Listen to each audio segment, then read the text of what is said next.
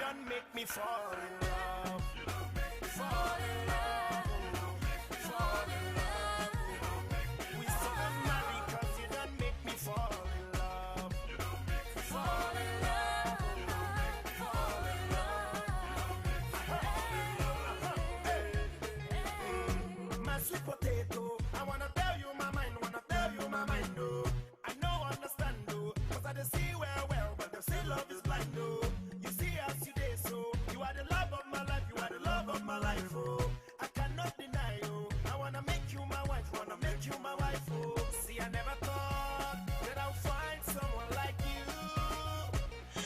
Hello guys, welcome back to my channel, and if this is your first time stopping by, you are most definitely welcome. So today I'm going to be doing this Valentine's Day inspired makeup tutorial. So if you guys want to see how I achieve this look, please keep watching. Don't forget to like, subscribe right now. I'm waiting. Thank you, and also comment, and I'll see you guys in my next video. Thank you. Bye bye.